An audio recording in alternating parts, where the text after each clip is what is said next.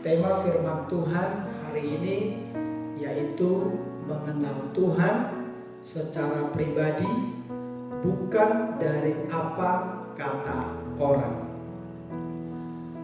Di dalam kitab Ayub pasal 42 ayat 5-6, hanya dari kata orang saja aku mendengar tentang engkau, tetapi sekarang mataku sendiri memandang engkau.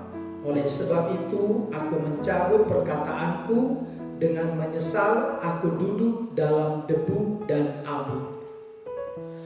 Bagi kita semua, kisah Ayub menggambarkan keintiman seorang manusia dan Tuhan, di mana di tengah tekanan yang besar, dengan terbukanya mengatakan apa saja kepada Tuhan, seperti tanpa ada pembatas, mulai dari mengeluh, mengasihi diri sendiri, berprasangka buruk, menuduh, sampai mengutuk Tuhan. Namun di sisi lain, Tuhan tetap setia bagi anak-anaknya. Dia tetap menyatakan kasih-Nya dan sabar menantikan, percaya kepadanya. Ayub membuka opininya tentang Tuhan di Ayub pasal 1 ayat 21. Tuhan yang memberi, Tuhan yang mengambil, terpujilah nama Tuhan. Lalu di tengah kesesakannya, Ayub mulai mengasihani dirinya sendiri. Kita bisa lihat di dalam Ayub pasal 7 ayat 19-21. Bilakah engkau mengalihkan pandanganmu daripadaku dan membiarkan aku sehingga aku sempat menelan ludahku? Kalau aku berbuat dosa, apakah yang telah kulakukan terhadap engkau? Ya penjaga manusia, mengapa engkau menjadikan aku sasaranmu, sehingga aku menjadi beban bagi diriku? Dan mengapa engkau tidak mengampuni pelanggaranku dan tidak menghapuskan kesalahanku? Karena sekarang aku terbaring dalam debu, lalu engkau akan mencari aku, tetapi aku tidak akan ada lagi. Apa alasan Ayub mengungkapkan semua keluh kesahnya? Dari mana Ayub memiliki opini seperti itu mengenai Tuhan? Ayub menjawabnya dari kata orang. Sama seperti kita, mungkin kita hanya mendengar tentang Tuhan dari apa kata orang lain. Mungkin dari hamba Tuhan, dari sosial media, dari televisi, dari majalah, koran, atau lainnya. Tidak ada yang salah dengan hal itu, selama sesuai dengan yang tertulis di dalam firman Tuhan. Namun jangan berhenti di situ. Ayub pun tidak berhenti dari mendengar kata orang. Dia melanjutkan, tetapi sekarang mataku sendiri memandang engkau. Pernyataan di atas menunjukkan bahwa Ayub membangun hubungan pribadinya dengan Tuhan. Dengan cara itu Ayub mendapatkan opininya tentang Tuhan yang jauh lebih baik. Ayub menyadari bahwa Tuhan tidak seperti yang pernah dia dengar dari orang lain, dan tidak seperti yang pernah dia ucapkan. Itu sebabnya di ayat 6 Ayub mengatakan, aku mencabut perkataanku dan menyesal. Bapak, Ibu, dan saudaraku yang dikasihi Tuhan, persekutuan doa ibadah 321, persekutuan doa ibadah Oikumene 321. Mari kita belajar dari kisah Ayub di atas. Milikilah waktu pribadi bersama Tuhan, meluangkan waktu untuk merenungkan kebenarannya dan mendengar suaranya, agar kita mengenalnya secara pribadi, bukan sekedar dari kata orang.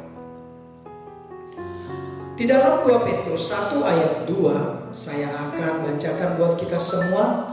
Kasih karunia dan damai sejahtera melimpahi kamu oleh pengenalan akan Allah dan akan Yesus Tuhan kita. Semakin kita mengenal Tuhan adalah hal terpenting bagi kehidupan setiap orang percaya. Di saat kita tidak lagi menginginkan untuk semakin mengenalnya, di suatu titik iman kita akan berhenti bertumbuh dan kita akan berhenti percaya kepadanya. Kita perlu memelihara keinginan untuk mengenal Tuhan semakin dalam di dalam hati kita. Apa yang ingin kita ketahui mengenai Tuhan hari ini? Apakah itu karakternya, janjinya, perbuatan-perbuatannya yang ajaib, kasihnya, kebaikannya, hatinya, ataupun kebenarannya? Pelajari dan renungkanlah. Luangkan waktu dan apa yang kau miliki untuk melengkapi diri kita dengan hal-hal yang dapat membuat kita semakin mengenalnya. Firman Tuhan di atas mengatakan bahwa kasih karunia dan damai sejahtera akan melimpahi atas kita ketika kita semakin mengenalnya. Bukankah hal itu yang kita harapkan di dalam kehidupan kita? Pengenalan kita akan Tuhan hanya dapat terlihat melalui cara kita hidup. Ya, perbuatan kita, tindakan kita, respon kita, ucapan kita, dan keputusan kita. Mari kita perlihatkan seberapa jauh kita mengenal Tuhan. Dalam Yohanes pasal 13 ayat 35, Yesus mengatakan, dengan demikian semua orang akan tahu bahwa kamu adalah murid-muridku, yaitu jikalau kamu saling mengasihi.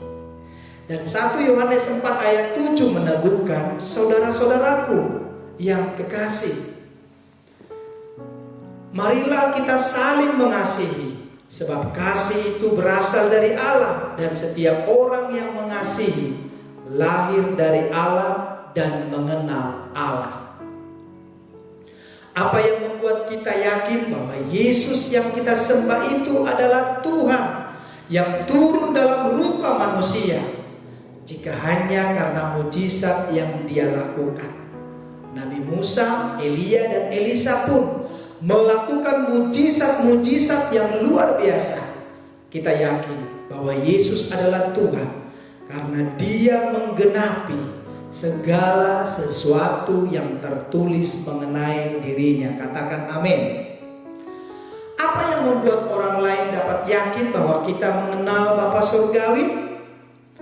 Adalah kemampuan kita mengasihi orang lain, baik dalam tindakan atau perkataan, akan menunjukkan seberapa jauh kita mengenal Tuhan.